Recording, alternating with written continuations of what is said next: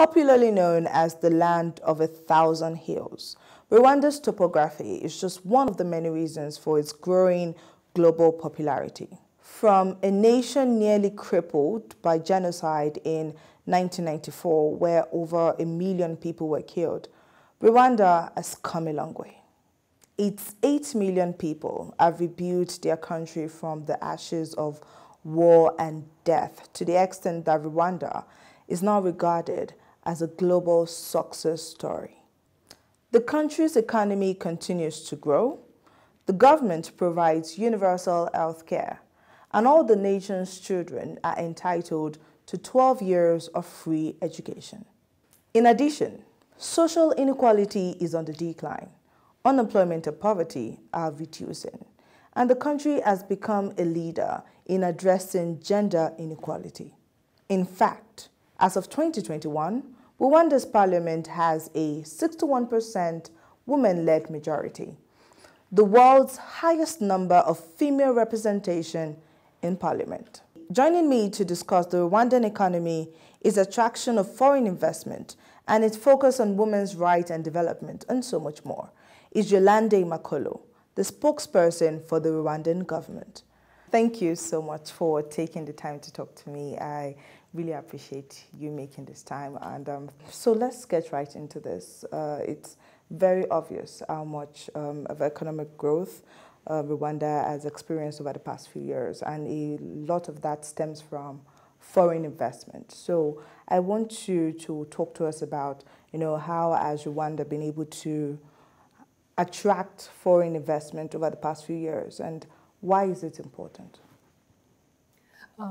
Thank you for coming to visit us. It's great to have you here. Yeah.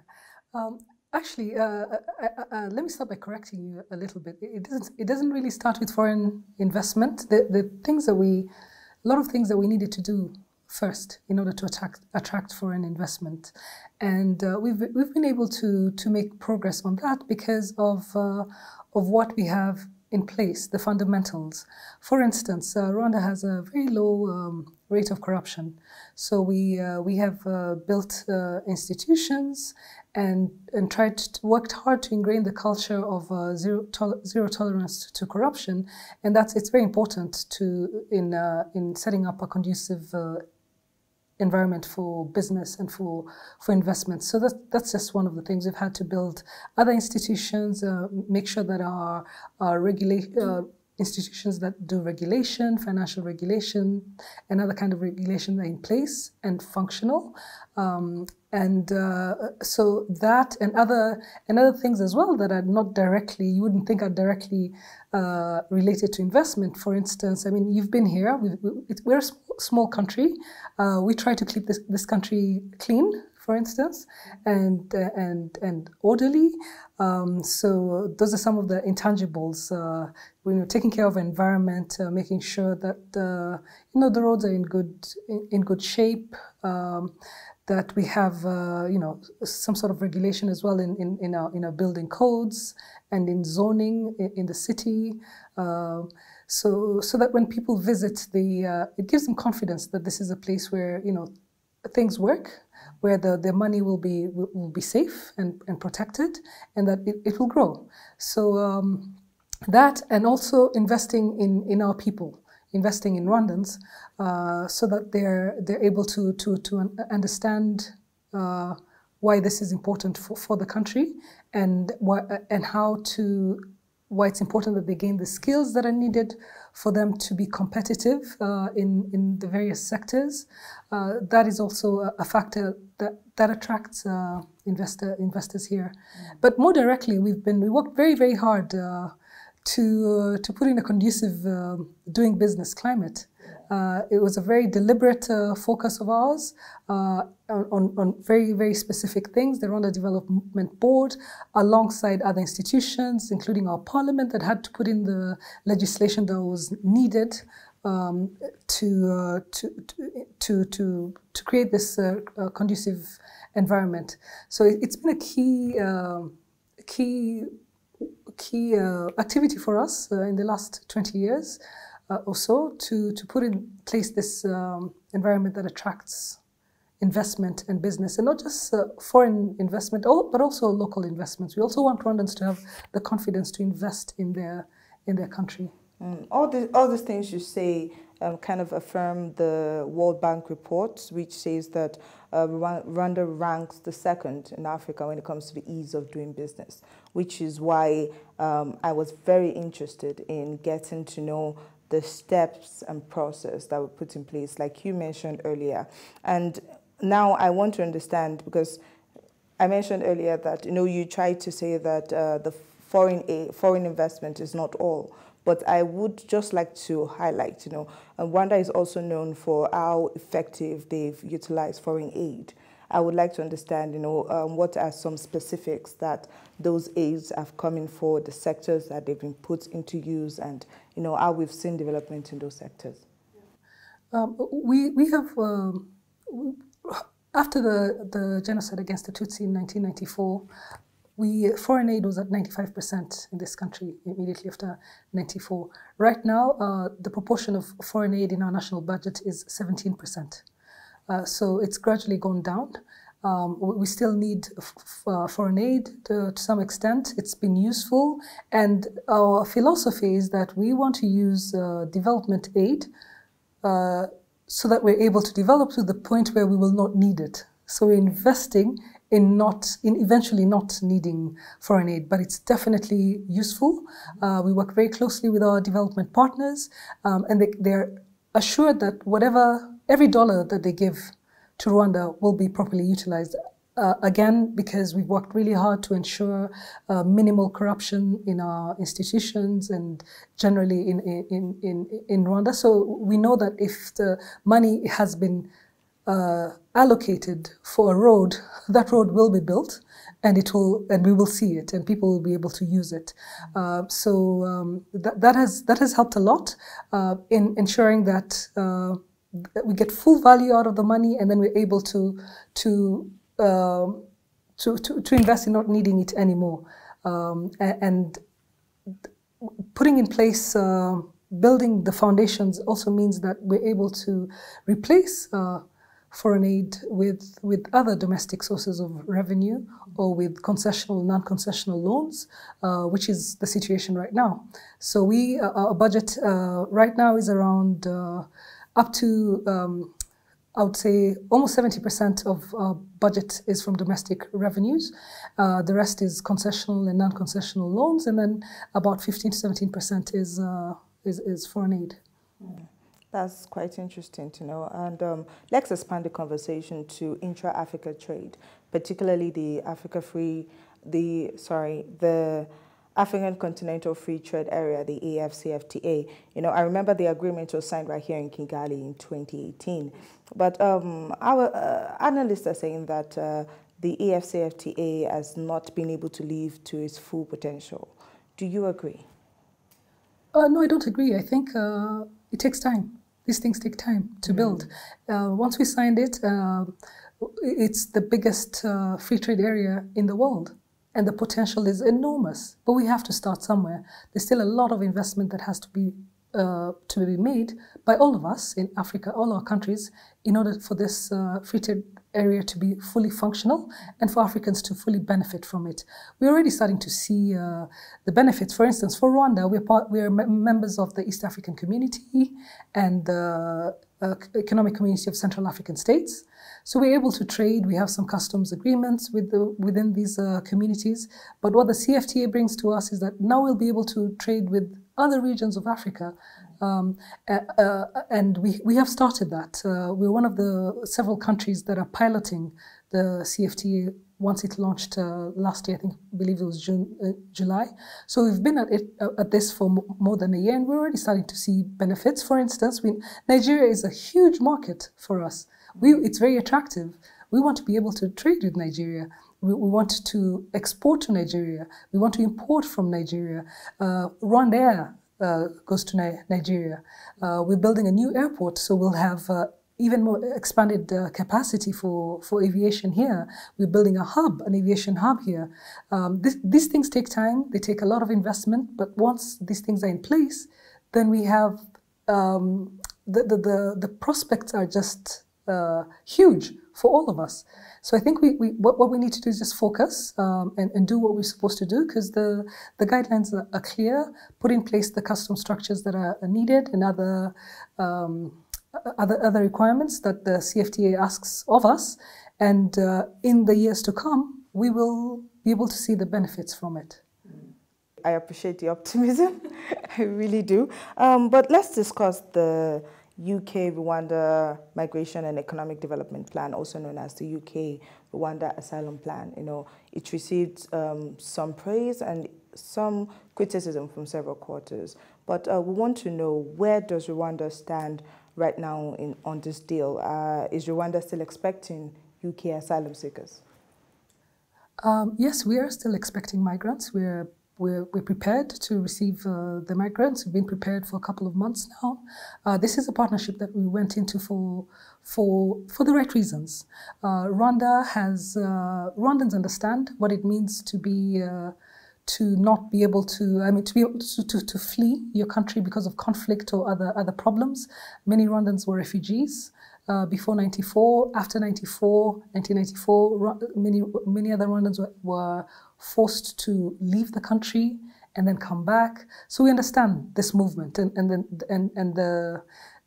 being forced to leave your home. We've also, over the last 28 years, hosted a lot of refugees in Rwanda. There are over 130,000 refugees in Rwanda, mostly from the region, but also from farther afield. Just yesterday, we received the 11th plane load of migrants from Libya. In 2018, when our president was the chair of the African Union, he offered to take African migrants who were stuck in Libya during the war. These are migrants who were looking to cross the Mediterranean to go to Europe, but they were stuck there during the war. A lot of them were I apologize for interrupting. I would like to know more about is there a signed agreement between Rwanda and Libya with regards to the migrants that are coming from Libya? No, this was it's an evacuation plan that we're in partnership with the African Union and the High Commission for Refugees, UNHCR, so and some European partners as well. So these were migrants who were stuck in Libya during the war. And they were stuck in detention centers. Some of them were enslaved and tortured. They were really in a bad condition. And there was a call to rescue them because they were caught up in this war that they didn't expect. They were, on their way to Europe. Rwanda offered to take them in. We offered to take in 30,000. So far, in the last 3 to 4 years, we've taken up over 1,000. So the last 100 of them arrived here. The latest ones arrived here yesterday. They're housed in a center that the government donated just south of Kigali, half an hour from Kigali.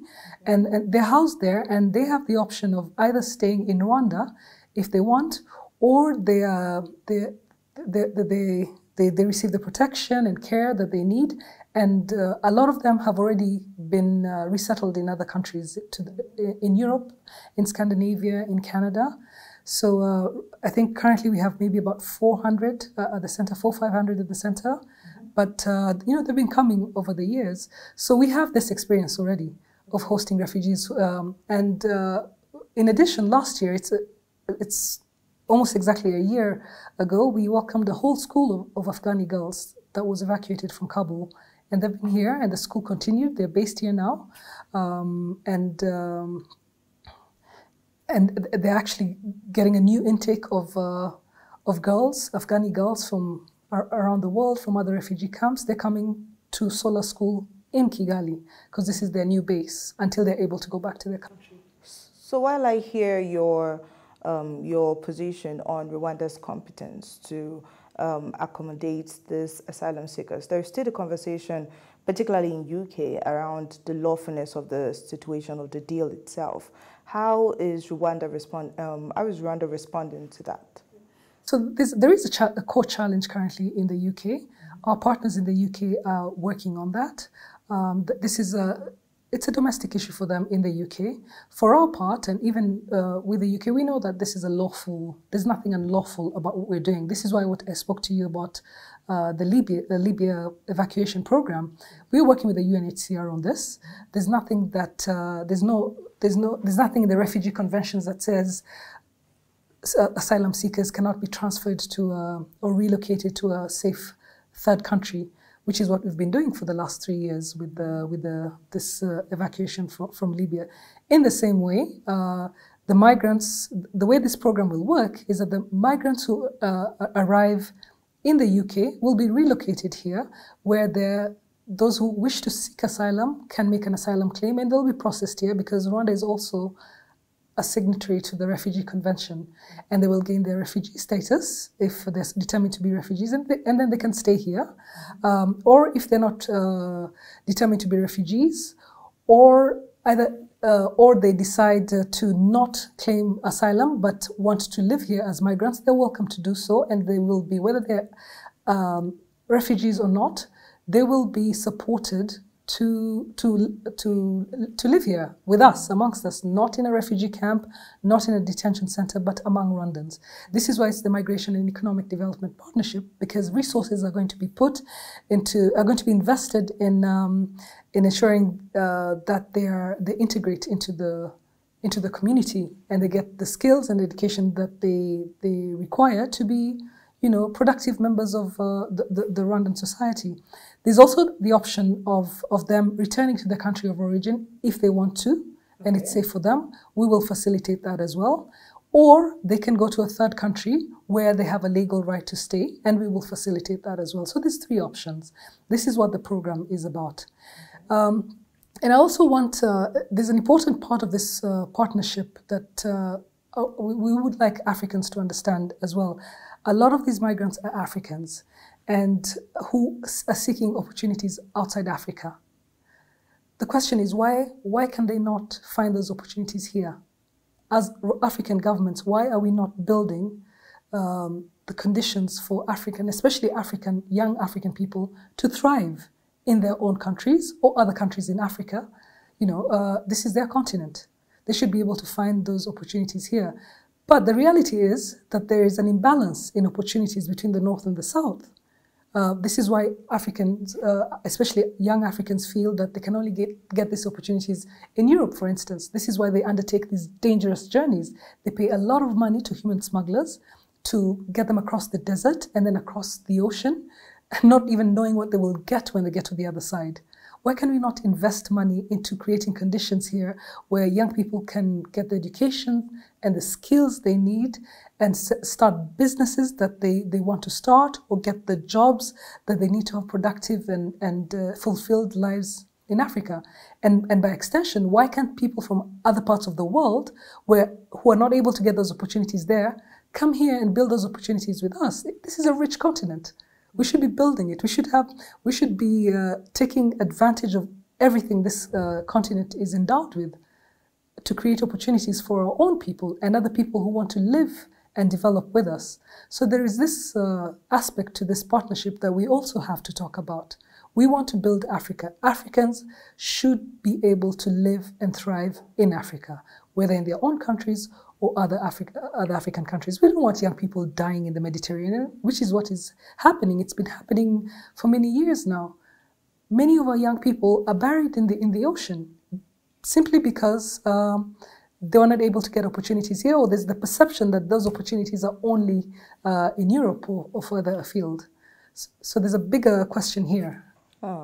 You were just talking about the skills and building people. It brings me to the conversation around gender equality in Rwanda. Rwanda is the only country in the world where you have over 61% of the members of the parliament as women. I would like you to walk us through the journey of Rwanda empowering women, not just in public service, but also in business as well.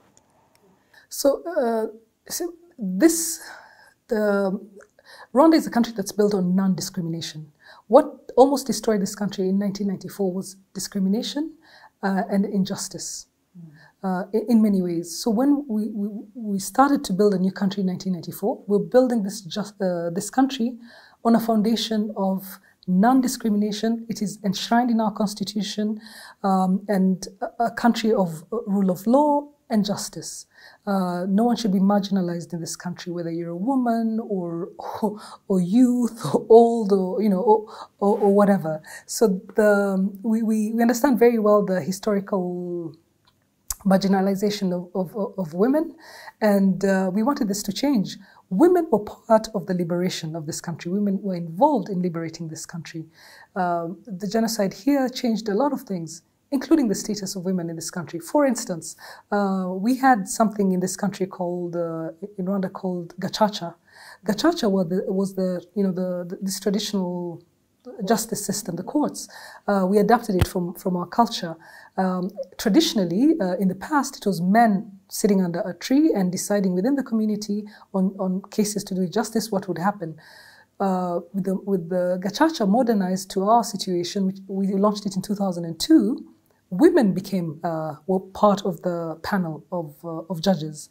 These were called, in Kinyarwanda, there's a word, inyangamugayo, which means people of integrity who were voted by the community. So there's a panel of inyangamugayo, people of integrity, and women are part of this.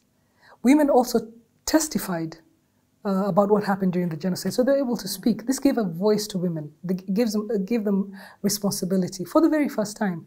But by the same token, the Rwanda Patriotic Front, the RPF, which liberated this country with the RPA, which is with the army of the RPF, women participated even in the fighting to liberate the country. So for the last almost 30 years now, women have been involved in every aspect of this country. It's been very, very deliberate. In terms of legislation, we have in our constitution that a stipulation that all public entities, institutions in this country have to have minimum 30% of women.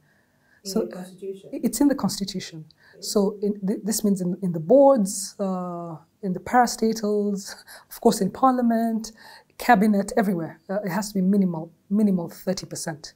So deliberate efforts are made to ensure that women are empowered and they're sought out and they gain the skills that they need so that they can participate in public life in the country. By the same token, this also affects other sectors, business and civil society.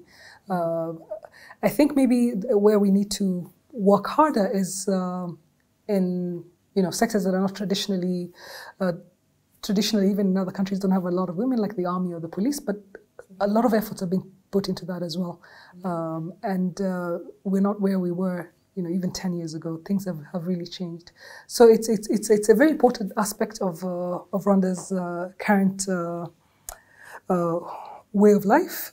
People are used to it. People are used to seeing women in responsible position. It's not a surprise when you walk into a room and 75% of the 75% of the leadership in there is women. And sometimes you look around and there are not enough women and you're like, this is not Rwanda, not enough women here. So people are conscious of it. And for the most part, men are also supportive. They understand. My president says that, when women are actually more than 50% in Rwanda, we're like 51 or 52%. But leaving out half your population is just shooting yourself in the foot. We need everyone to participate in development. We have so much work to do. Rwanda has a long way to go. We've made a lot of progress, but we've got a long way to go. And we need everyone to be involved in this. And women are a very important part of it. It's something that we've understand. It's part of our DNA. It's part of our DNA. And as women, we're very proud and happy to be in a country that is, a he for she country.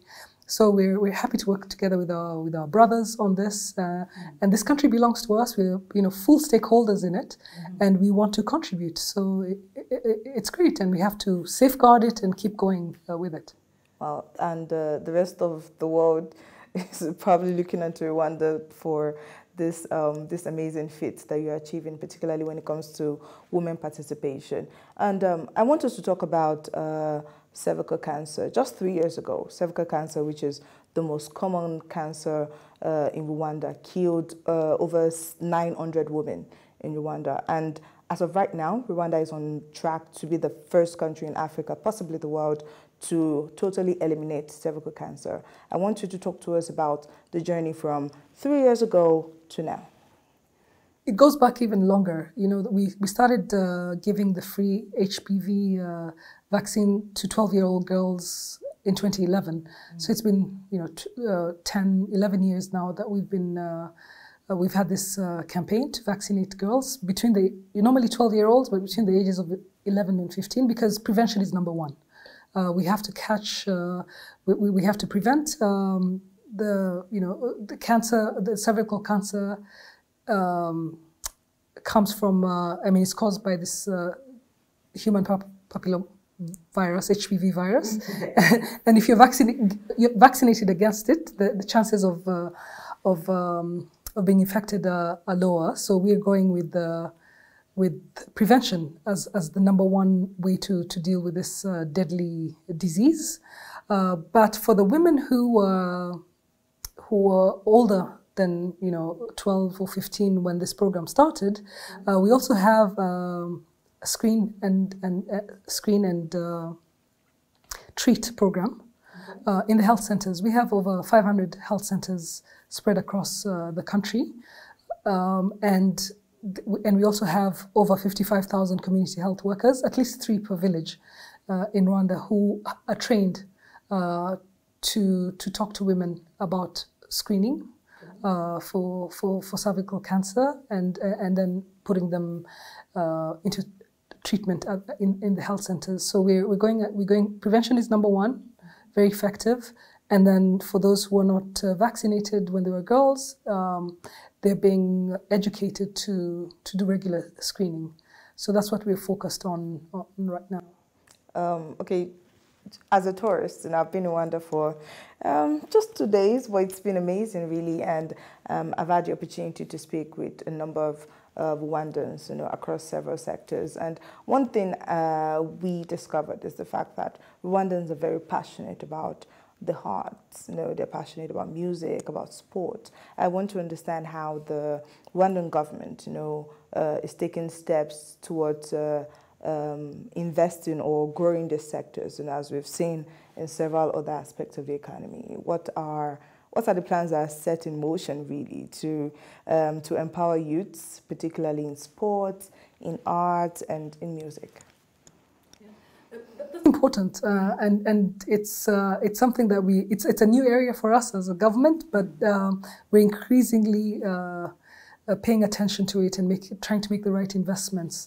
The creative industry earns a lot of money for some countries. The US, Hollywood. So, and we're always looking for ways to expand our economy and for Rwandans to generate wealth, to be entrepreneurial and support them to do that. So it's really about investing in people. So we have, for instance, for sports, we have. We're investing in facilities. We just got a new, fairly new arena, the Kigali Arena. I don't know if you saw that. I think we passed by BK Arena. Yes, it's actually called the BK Arena. BK is a bank that has taken it over as the main sponsor of the arena. And so because of that facility, we're able to have major basketball tournaments, including the BAL, the Basketball Africa League. We've been able to host the AfroBasket tournament here, but it's a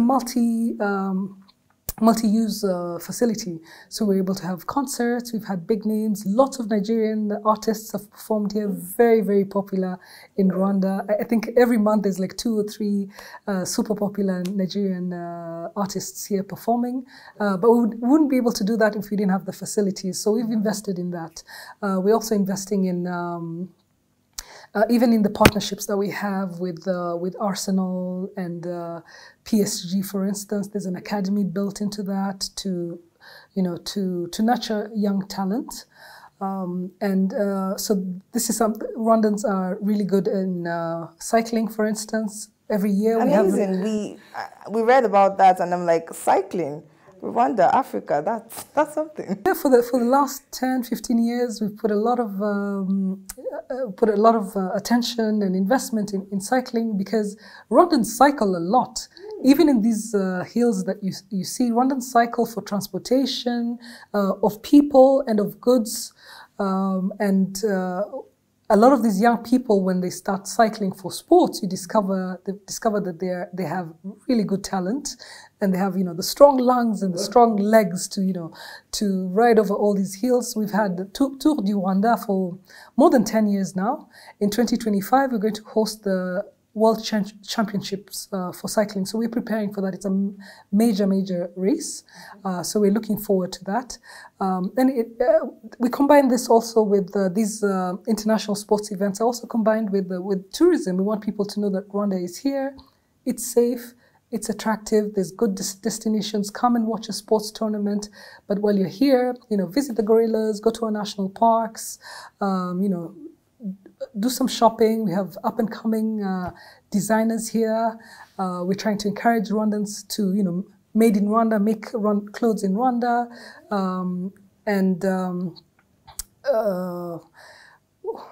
what else?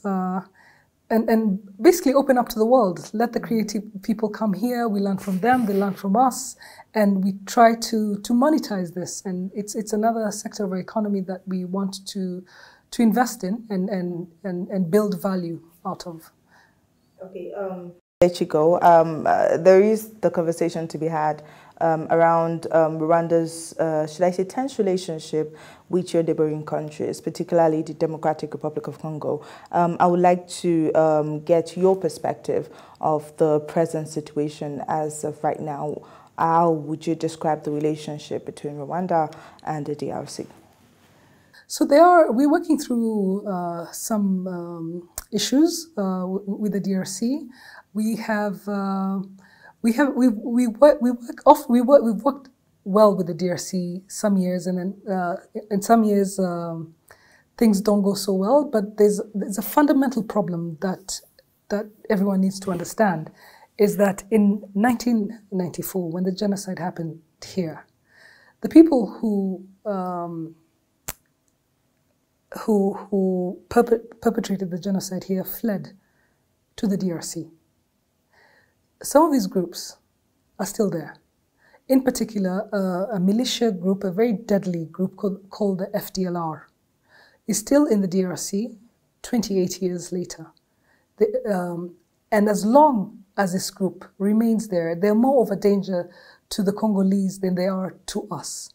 And Rwanda has taken measures to ensure that this armed group that has been based in the DRC, that is sometimes supported and colludes with the DRC army, we've taken measures to ensure that doesn't spill over into Rwanda, because we have to protect our people. We have to protect our investments. We have a lot of investment along the border, especially in the north, where we have invested in many luxury hotels. This is where the gorillas are. This is where the tourists go. But even in everything that we've seen here in Rwanda, we're a small country. We cannot afford to wait for a conflict situation that's happening across the border come to Rwanda. So our borders are very strongly protected. This year we've had 3 attacks from FDLR in collaboration with the DRC army.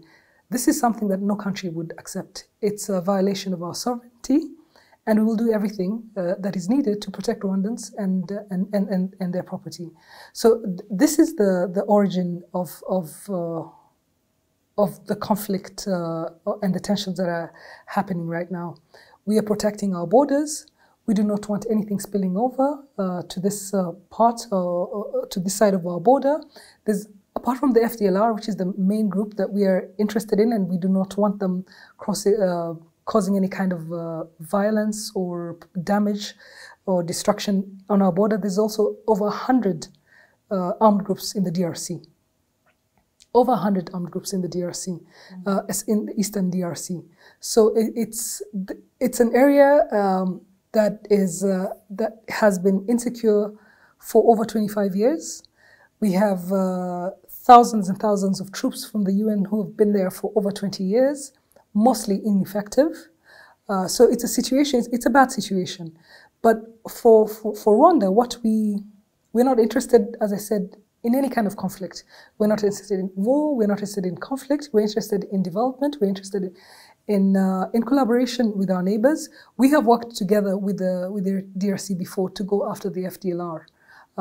And we're still willing to do that, to work with them to ensure that this group that is a danger to both the DRC and Rwanda is completely eliminated. And by that, I mean that they need to be disarmed.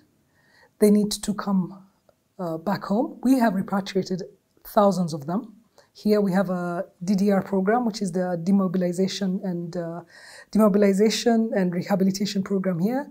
So the ones who are arrested in the DRC or who choose to come over are disarmed, and there's a program to rehabilitate them. The ones who have a criminal record or are suspected to have committed crimes here go through our justice systems. The ones who have no case to answer go through this demobilization and rehabilitation program and they rejoin society. This is how we're dealing with that problem. So we'd like that to end. We do not want this threat on our borders. This is the origin of the current tensions. Since you mentioned the FDLR, it also brings to mind the M23 Rebels, who for the longest time DRC is convinced and they've alleged that Rwanda is behind the M23 Rebels, such that they have re-emerged just over the past 2 years, even though they've been silent for several years after the deal they had with the government. And now there was even a UN report published that shows aerial evidence of the fact that Rwandan army is in collision with the M23 rebels. And I would like to understand exactly where Rwanda stands on that, even with the reports published by the UN. So the M23 is a Congolese problem. That's an internal problem of the DRC.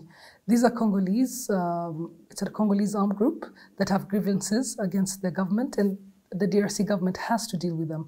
We do not need the M23, we're not interested in them, and we do not need M23 to protect this country against FDLR. So as far as we are concerned, the DRC has to deal with M23 because these are Congolese who have grievances against their own government. So it is not our problem, it is the problem of the DRC. Our problem is the FDLR and the threat that they pose to Rwandans and their property. I think I get that position now, and no, it's just I understand the Rwanda is part of I've forgotten the name of the association with other East African countries, which is why it brings to mind this the tense relationship between DRC, between Uganda, between Burundi, all neighbors, with Rwanda. How do you see a future where you see unified East Africa? I mean,